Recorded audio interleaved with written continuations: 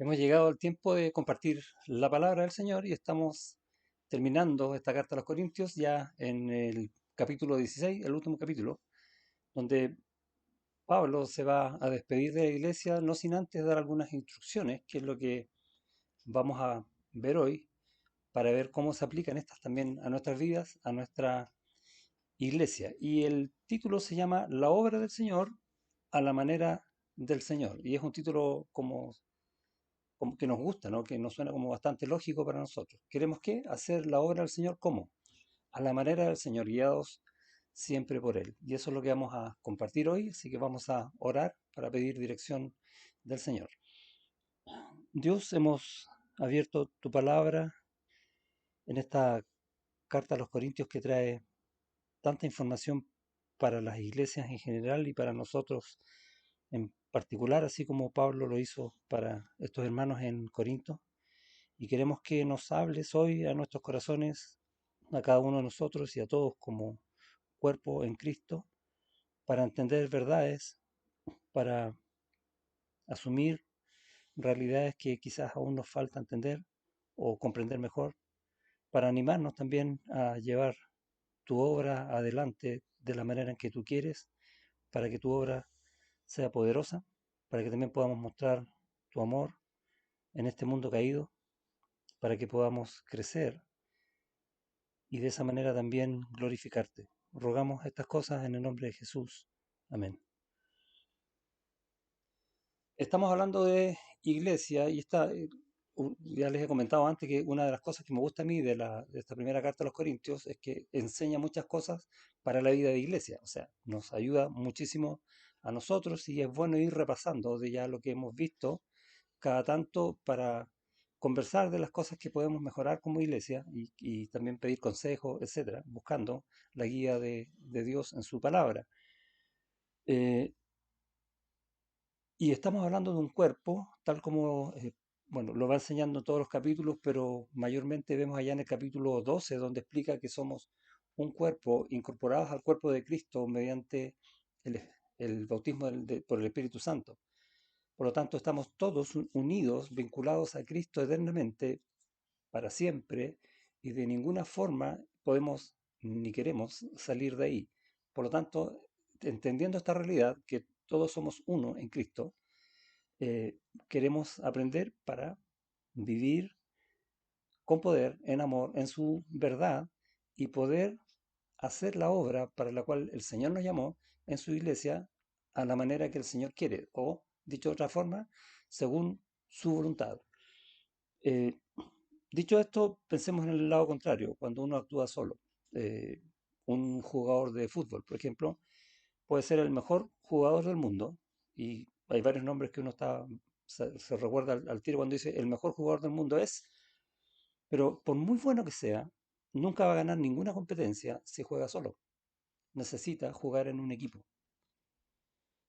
Pero aún así, si está jugando en un equipo y juega para sí mismo, tampoco va a rendir lo que realmente podría rendir por la calidad de jugador que es. Y eso nos hace ver un ejemplo práctico de que por mucho que crezcamos en Cristo, si no entendemos las cosas en amor, y allá en el capítulo 13 Pablo enseña eso, si no tengo amor, de nada sirve.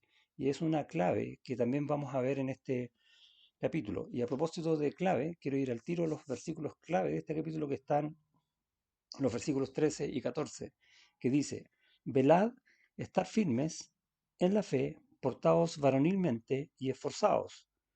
Todas vuestras cosas sean hechas con amor. ¿Cuáles cosas?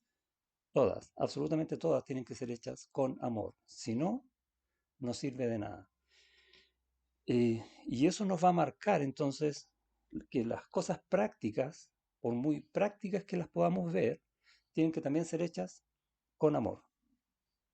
Y Pablo va a enseñar de estas cosas prácticas en los primeros versículos acerca de las ofrendas, acerca de la administración del dinero que los hermanos ofrendan a la iglesia, luego eh, acerca de las decisiones que se toman como iglesia de servir en una u otra cosa o en uno u otro lugar, y tiene que ver con servir a la manera del Señor. Y para terminar, en un texto donde ya hay saludos, vamos a ver cómo grupos de hermanos van a conformar la iglesia y hacer una estructura de iglesia para animar a la iglesia, para fortalecer a la iglesia. Y en ello también tenemos que actuar en amor, en cosas prácticas. Eh, el problema que tenían los corintios era justamente la falta de amor. Ahora, no todos los hermanos. Falta de conocimiento. No todos los hermanos. Habían algunos que sabían bastante, pero otros que no. Y esta falta de conocimiento y unido a esta falta de amor se iba traduciendo en una serie de pecados que vemos a lo largo de la carta, algunos pecados bastante feos, eh, en el mal uso de los dones, los pensaban usar más para sí mismos que para servir a la iglesia, por ejemplo, en algunos excesos que se estaban cometiendo, en actuar no de la manera en que Dios enseñaba, cuando por ejemplo se llevaba a tribunales civiles para resolver problemas de disciplina de la iglesia, problemas de idolatría, etcétera. Una serie de cosas a las que estos hermanos llegaron por causa de falta de conocimiento y falta de amor. Ahora, esto debemos tomarlo con mucha humildad para también reconocer que como iglesia en algunas áreas nos puede faltar conocimiento y en algunas otras también probablemente nos falte amor y orar al Señor para que nos ayude a ir creciendo en esas cosas y ser una iglesia a la manera del Señor.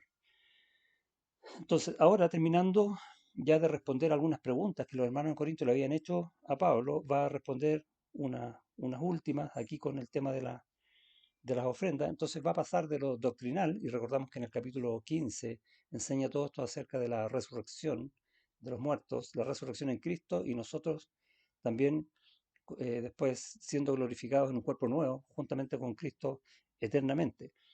Y de esto doctrinal va a pasar a lo práctico, pero esto práctico siempre va a estar en esta misma esfera doctrinal, no va a salir de ahí. Entonces la pregunta es, bueno, ¿cómo hacemos la obra del Señor a la manera del Señor? Y eso tiene que ser sujeto a la manera en que Dios enseña, o sea, a su doctrina. En el capítulo anterior, en los últimos versículos, en el 57, vamos a ver que la forma en que tenemos que hacer la obra del Señor primeramente es agradecidos. Dice en el 57, más gracias sean dadas a Dios que nos da la victoria por medio de nuestro Señor Jesucristo. Victoria sobre el pecado, victoria sobre la muerte, victoria sobre nosotros mismos, si quieres verlo así. Todo lo tenemos en Cristo, por lo tanto es allá donde tenemos que mirar siempre al Señor y allá tenemos absolutamente todo y Él nos da todo lo que necesitamos, por lo tanto vivimos agradecidos y de esa manera agradecidos servimos en su iglesia o hacemos la obra a la manera del Señor.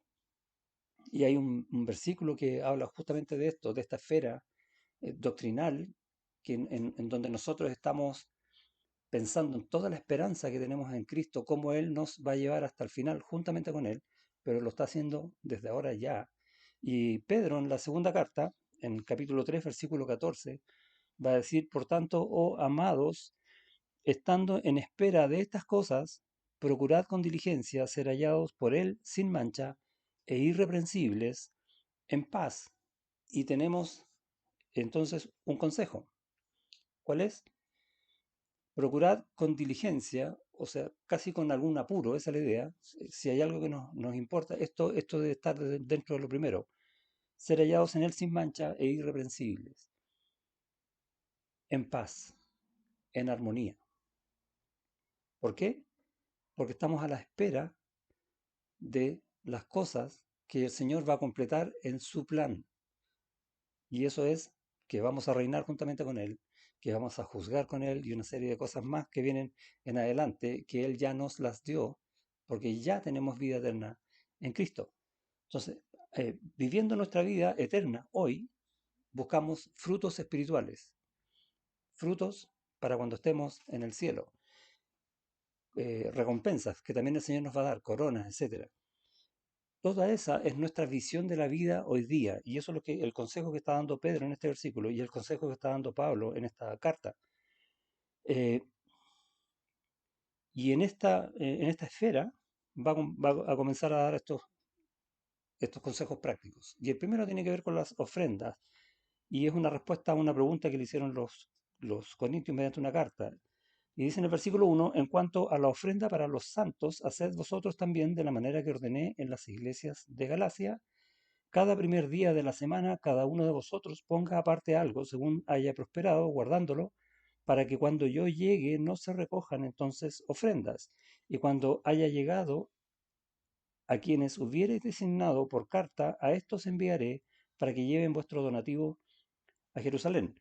Y en el contexto, entonces estamos viendo que se está levantando una ofrenda, no solamente en la iglesia de Corinto, vemos también que en Galacia y vamos a ver en otras cartas que en otras iglesias también, para poder apoyar a los hermanos en Jerusalén que estaban pasando momentos económicos muy difíciles. Recordamos en el libro de los Hechos se dice que pasaron gran hambre, por ejemplo, cosas de ese tipo.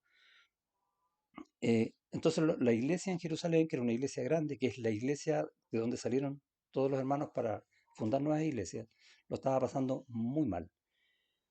Y se van a juntar varias iglesias para apoyar a esta iglesia económicamente.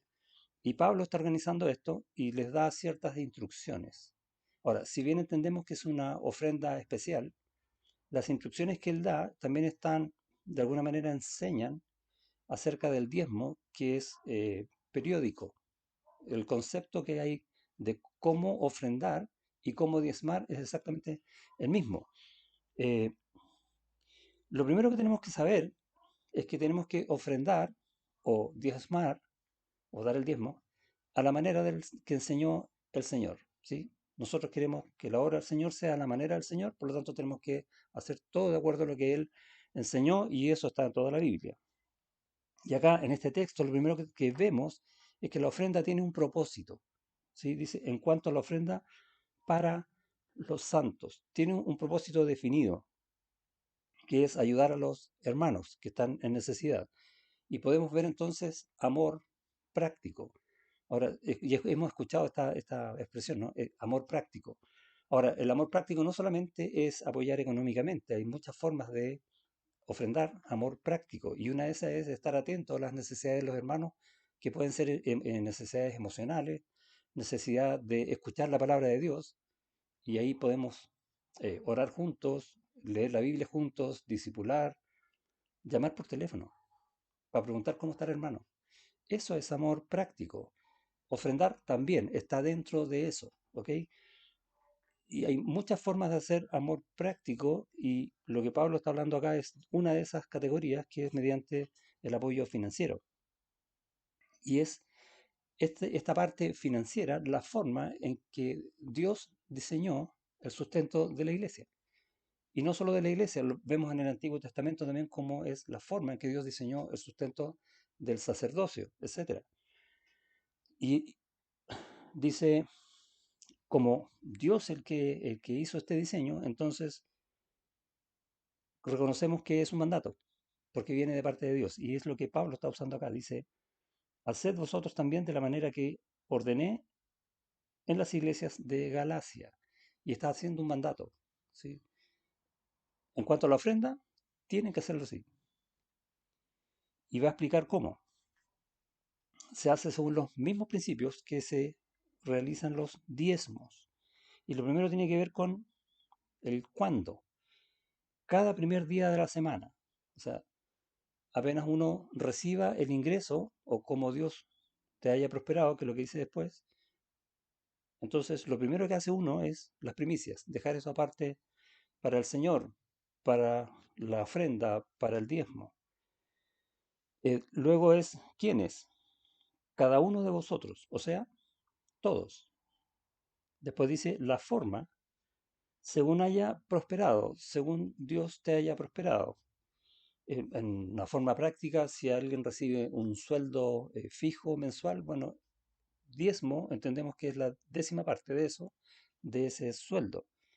Ahora, la ofrenda es una ofrenda eh, que uno puede elegir cuánto dar, no hay una norma que diga un monto, ¿sí? Uno pone en su corazón, y vamos a ver un versículo que habla de eso, qué es lo que va a ofrendar. Y la medida, dice, cada uno de vosotros ponga aparte algo según haya prosperado.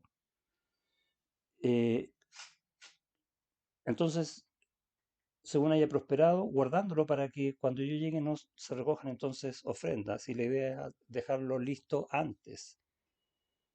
Y es por gracia. ¿Por qué?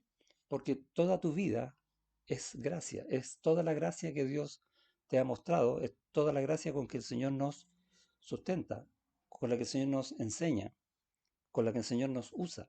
Por lo tanto, si estamos recibiendo de gracia, tenemos que dar de gracia. Y esa es la idea de la ofrenda y la idea de los diezmos. Y es parte de el carácter del Señor. Y también tiene que ser de corazón, ¿sí? No algo que a mí me incomode, porque si me incomoda, entonces tengo que resolver el tema con el Señor. O sea que cuando yo entiendo esta vida en gracia, va a tener necesariamente que ser de corazón, porque así como Dios me ama, yo amo al Señor y todo lo que Él hace. Pero, y esto es importante, a veces se nos olvida, las ofrendas, los diezmos, son un acto precioso de alabanza al Señor. Eh, ¿Por qué? Porque alabamos al Señor por todo lo que Él nos da, por todo lo que Él ha hecho contigo y conmigo. Él nos da el 100% de todo, incluyendo nuestra vida, incluyendo todo lo que necesitamos, todo lo que tenemos, sea económico, sea la familia, el tiempo, los sueños, la vida misma. Todo eso lo da el Señor, todo lo permite en tu vida. Y una forma de agradecer al Señor, ¿te acuerdas que es de gracia? Es alabando al Señor por medio de estas ofrendas. Ahora, estas ofrendas, eh, desde el principio el Señor las diseñó y vemos, por ejemplo, incluso antes de la ley, cuando se norma el tema de las ofrendas y los diezmos, paréntesis, la palabra diezmo quiere decir la décima parte de algo. Y la palabra que se usa en el hebreo, en el Antiguo Testamento, para decir diezmo, significa exactamente eso, la décima parte. Y la palabra que se usa en el Nuevo Testamento, en el griego, también significa lo mismo, la décima parte. Eh, Como decía, vemos, cierro paréntesis, en Génesis, antes de que se instaure la ley en Moisés, cómo Abraham dio los diezmos de todo el botín a un sacerdote, a Melquisedec, que en el fondo está haciendo la figura de que el sacerdote Melquisedec, rey de paz, dice, como la figura de Cristo, cómo todos los diezmos se le dan a él. Eh, Más adelante, como dije, en la ley se instauran ya los diezmos y se va diciendo el momento que deben darse y cómo tienen que darse, etcétera. Vemos también en el Nuevo Testamento, si bien no aparece una norma respecto a los diezmos, se ve que el concepto jamás desaparece, porque está en el corazón del Señor, está en su diseño. Y en la segunda carta a los Corintios, en el capítulo 9, hay un texto que dice en el versículo 7: cada uno dé como propuso en su corazón, no con tristeza ni por necesidad, porque Dios ama al dador alegre. Y conocemos esta última frase, ¿no? Dios ama al dador alegre. Dios te ama porque eres su hijo y en su amor Él ha hecho que tú puedas amarlo y puedas entender las cosas de Dios a la manera de Dios. Por lo tanto, podemos hacer la obra del Señor a la manera del Señor. Y eso es lo que está diciendo también acá. Vamos alegremente a dar de lo que el Señor nos da, cada uno como propone en su corazón. Y está hablando en Pablo, en esta segunda carta a los Corintios, también de una ofrenda especial. ¿Y por qué uno no debería preocuparse de lo que está dando o del diezmo? Y lo explica en el versículo siguiente. En el versículo 8 dice, y poderoso es Dios para hacer que abunde en vosotros toda gracia, a fin de que, teniendo siempre en todas las cosas todo lo suficiente, abundéis para toda buena obra. Y este versículo es re interesante porque usan las palabras como siempre y todo. ¿Y a qué se refiere? A que todo lo recibimos del Señor siempre. Y en su gracia nosotros podemos dar de gracia. Dice que Dios es poderoso. ¿Qué tan poderoso es Dios? Es el creador de todo, ¿no? Dice, y este Dios que es todopoderoso va a hacer en ti que abunde toda gracia. Nunca te va a dejar, nunca te va a desamparar. Toda gracia. Luego dice, a fin de que teniendo siempre en todas las cosas todo lo suficiente. Puede que que estemos en una situación a veces de menor riqueza o incluso de pobreza, pero Dios sabe que es todo lo que necesitamos para vivir en Él. Y tenemos que vivir en esa confianza, en la gracia del Señor. O puede que seamos sobreabundados económicamente. Y Dios sabe también que de esa manera vamos a vivir en Él. Eh, todo lo suficiente para que podamos abundar en toda buena obra. O sea, no soy yo el importante, ni tú el importante, sino que en todos somos importantes para la obra del Señor, para hacer la obra del Señor a la manera del Señor. Entonces, el dador alegre no se preocupa en un sentido de cuánto es lo que está dando, sino cómo está proponiendo su corazón darlo. ¿Por qué? Porque sabe que todo eso viene del Señor y es para Él. Un acto de alabanza. Y eso entonces tenemos en los primeros 4 versículos. Luego, Pablo va a explicar cómo servir a la manera del Señor y va a empezar a explicar de dónde está haciendo la obra, básicamente, y cómo está haciendo la obra, y también de algunos hermanos que están participando en la obra juntamente con él, o la iglesia, si quieres. Dice, iré a vosotros cuando haya pasado por Macedonia, pues por Macedonia tengo que pasar. Macedonia estaba al norte de Corinto. Y podrá ser que me quede con vosotros o aún pase el invierno para que vosotros me encaminéis a donde haya de ir. Y el invierno para ellos son los meses de verano para nosotros, ¿ok? Estamos en otro hemisferio. Eh, porque no quiero veros ahora de paso, pues espero estar con vosotros algún tiempo, si el Señor lo permite. Pablo no quería pasar y saludar y hacer algunas cosas a la rápida, sino que realmente quería darse a los hermanos por la necesidad que tenían los hermanos. Y esa es la forma de servir a la manera del Señor. Y lo está expresando Pablo acá. Darse absolutamente por ellos. Y lo va a expresar, por ejemplo, ahí hay otro versículo en la segunda carta de los Corintios que dice, y con el mayor placer gastaré de lo mío, y aun yo mismo me gastaré del todo por amor de vuestras almas, aunque amándoos más sea amado menos. Pablo no está pensando en él, está pensando en cómo el Señor está haciendo la obra en los hermanos, en la iglesia. Y esa es la manera en que nosotros podemos hacer la obra del Señor a la manera del Señor, no pensando en nosotros mismos, sino en el bien del otro. Y lo hemos visto, por ejemplo, en el capítulo 8, el capítulo 9, que Pablo también enseña esa virtud. Em, Versículo 8, pero estaré en Éfeso hasta Pentecostés. Y ahí estamos hablando mes de mayo, más o menos. Porque se me ha abierto puerta grande y eficaz, y muchos son los adversarios. Y ahí hay un texto en el libro de los Hechos que está hablando de esta instancia. Cuando Pablo llega a Éfeso, comienza a predicar el Evangelio ya, y se va a encontrar con Priscila, Aquila y con Apolos. En Hechos capítulo 19 dice, aconteció que entre tanto que Apolos estaba en Corinto, donde Pablo ya había salido, Pablo, después de recorrer las regiones superiores, vino a Éfeso.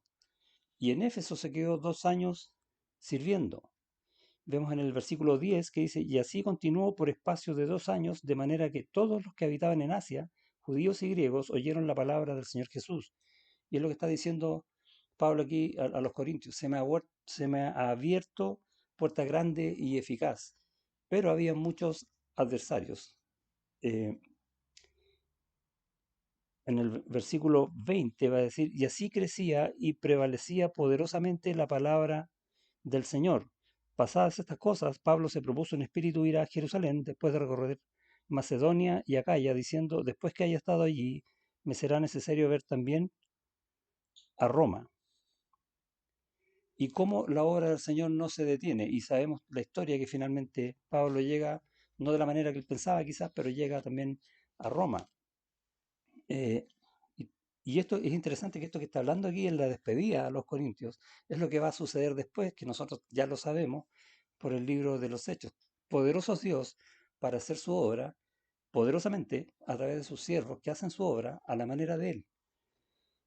Y versículo 10, sigo acá en el capítulo 16. Y si llega Timoteo, mirad que esté con vosotros con tranquilidad, porque él hace la obra del Señor así como yo. Y a veces vemos un contexto donde una iglesia es problemática, como estaba ocurriendo en los Corintios. Y pueden haber celos, contiendas, de hecho vemos que habían divisiones, etcétera. Y en el fondo está diciendo que un buen siervo del Señor necesita servir, necesita enseñar, aconsejar, mostrar el amor de Dios por medio de su servicio con tranquilidad. Y le pide a la iglesia que por favor permitan que el hermano pueda hacer la obra del Señor allí. Por tanto, dice, nadie le tenga en poco, sino encaminarle en paz para que venga a mí, porque le espero con los hermanos. Y esta explicación práctica que está haciendo Pablo acá explica lo que dice en el versículo 58 del capítulo 15, el último versículo. Dice, así que hermanos míos, amados, linda expresión, ¿no? Pensamos que los hermanos en Corinto eran bastante problemáticos, pero Pablo mira al corazón, hermanos míos, amados. Estad firmes y constantes, creciendo la obra del Señor, siempre sabiendo que vuestro trabajo en el Señor no es en vano. La obra es del Señor y el trabajo es en el Señor. Y eso no es en vano, porque es la obra que hace el Señor. ¿Y cómo lo hace? A la manera del Señor. Y te usa a ti y a mí, a Timoteo, a Pablo, al que Él quiere. Entonces, tenemos que aprender a servir a la manera del Señor. Entender que la iglesia no es una empresa, que es un cuerpo que funciona como uno, obrando con poder de Dios, en el amor de Dios, según la verdad de Dios, de acuerdo a la voluntad de Dios. Eso es lo que somos nosotros como iglesia. Un cuerpo, ¿sí? Obrando con poder de Dios, en el amor de Dios, con la verdad de Dios, según la voluntad de Dios. En la primera carta a los tesalonicenses, Pablo le va a pedir a los hermanos allá respecto a la iglesia, respecto de los hermanos que están sirviendo. Y dice en primera Tesalonicenses 5, versículos 12 y 13, os rogamos, hermanos, que reconozcáis a los que trabajan. Y este verbo trabajan está hablando de un trabajo duro, un trabajo hasta desmayar. No es un simple servir, es mucho más allá que eso. A los que trabajan entre vosotros y os presiden en el Señor. Y la idea de presidir es dirigir la iglesia. Y os amonestan. Y este amonestar significa instruir a los hermanos, aconsejar a los hermanos, ayudarlos en todo lo que necesitan ir aprendiendo. Y que los tengáis, a estos hermanos que están trabajando, en mucha estima y amor por causa de su obra. Tened paz entre vosotros, termina el versículo. Y es un consejo que lo vamos a ver varias veces en la Escritura, porque es un consejo para nosotros. Reconocer cómo está funcionando la iglesia, porque hay hermanos que trabajan y trabajan duro. Hay hermanos que nos están dirigiendo, el pastor, y hay hermanos que nos están enseñando, que nos están aconsejando, para el bien de la iglesia, para el bien de la obra del Señor. Por lo tanto, tenemos que ver que toda obra es con amor. Eh, Juan, en el Evangelio de Juan, vamos a ver en el capítulo 17, una oración que Jesucristo hace al Padre, y en esa oración Él está orando por nosotros, es impresionante. Dice, yo en ellos, hablando de nosotros, y tú en mí, para que sean perfectos en unidad, para que el mundo conozca que tú me enviaste y que los has amado a ellos como también a mí me has amado. ¿Te das cuenta de lo que está hablando de nosotros? Perfectos en unidad, y esa obra Cristo lo hace ¿para qué? Para que el mundo lo conozca a Él. No se trata de nosotros, se trata del Señor. La obra del Señor según el Señor quiere que sea hecha. ¿Y cómo podemos hacerlo eso? Con amor, porque el Padre nos ama como amado al Hijo. Es tremendo. Y dice en el 24, Padre, aquellos que me has dado, tú y yo, también ellos, perdón, quiero que donde yo estoy, también ellos estén conmigo. ¿Dónde estás ahora? En Cristo. Para que vean mi gloria que me has dado, porque me has amado desde antes de la fundación del mundo. En todo eso el Señor nos ha incluido. Gracias, Señor, por esa tremenda obra que estás haciendo en nosotros y porque nos permite seguir haciendo tu obra. Eh, Ahora, veamos o no los frutos ahora. Puede que los frutos los veamos después o a lo mejor ni los vayamos a ver, pero tenemos que reconocer que la obra del Señor es excelsa. es lo más alto que puede haber en cualquier lugar y es eterna. Y en eso el Señor nos ha puesto a servir. ¿Cómo eran los hermanos en Corinto respecto a esto? Y vemos que muchos quizás no estaban a la altura. Si, si tú fueses Pablo, ¿qué habrías hecho con los corintios? Les habría dicho, ¿sabe qué? Ustedes tienen tantos problemas, están causando divisiones, eh, están pensando en ustedes mismos, no están pensando en el Señor, están haciendo mal las cosas. Así que los que estén pensando, están obrando correctamente, mejor hagan otra iglesia, porque esta no sirve. Quizás uno puede pensar así porque uno no está a veces viendo la altura de las cosas con cómo las hace el Señor. Y vemos que Pablo mostraba este corazón inmenso a hermanos que incluso estaban en pecado. Y nos está enseñando a hacer exactamente lo mismo, a apoyarnos, a restaurarnos, a reconciliarnos con Dios, porque la obra es de Dios, es Él que la está haciendo, no nosotros, nos está usando para hacerla. Y es un gran privilegio, pero tenemos que hacerla siempre con amor. En Juan, en el capítulo 15, cuando Jesús habla de que yo soy la vid, vosotros los pámpanos, de esta unidad que tenemos con Él, este vínculo eterno, va a decir, como el Padre me ha amado, así también yo os he amado. Y entendemos entonces qué significa realmente obrar en amor. Permaneced en mi amor. Tenemos que vivir en una comunión perfecta en el amor del Señor. Y solo si tenemos comunión con el Señor, en el amor de Él, podemos entonces verdaderamente amarnos los unos a los otros. Y ese es el ruego que el Señor hace, que Pablo está haciendo a la iglesia y que yo te hago hoy a ti, para poder hacer la obra del Señor de la manera en que el Señor lo hace, con amor. Y eso es lo que está hablando en los versículos 13 y 14. Velad, estad firmes en la fe, que nada te mueva, no importa lo que esté pasando alrededor tuyo, incluso en tu propia vida, nunca seas removido de la roca en la que estás parado, que es la fe que el Señor te ha dado para confiar plenamente en Él, porque Él es poderoso, porque Él es fiel, pero sobre todo porque Él te ama. Y en ese amor tuyo a Él, permanece firme, sigue creciendo en Él. Dice después, portaos varonilmente, y la idea es ya no como niños, sino como hombres adultos, y esforzaos, la idea es, ruega al Señor que te fortalezca. Todas vuestras cosas, absolutamente todas, sean hechas con amor. Como decía en el capítulo 10, pues si coméis o bebéis o hacéis cualquier otra cosa, hacedlo todo para la gloria de Dios. Y la forma de glorificar a Dios es hacer las cosas con amor. Porque si no tienes amor, no sirve de nada. Eh, y esta es la clave del capítulo. Permaneced en el Señor, en el amor del Señor, guardar los mandamientos del Señor. Porque el que guarda mis mandamientos es el que me ama, decía el Señor Jesucristo. Todo con amor, fortalecidos en su poder. Y el mismo Pablo termina en el versículo 24 diciendo, mi amor en Cristo Jesús esté con todos vosotros. Amén. Todo con amor. Impresionante cómo Pablo amaba a esta iglesia. Y en esta manera, en amor, vamos a obrar a la manera del Señor, que es lo que va a empezar a hablar de los versículos 15 hasta el final.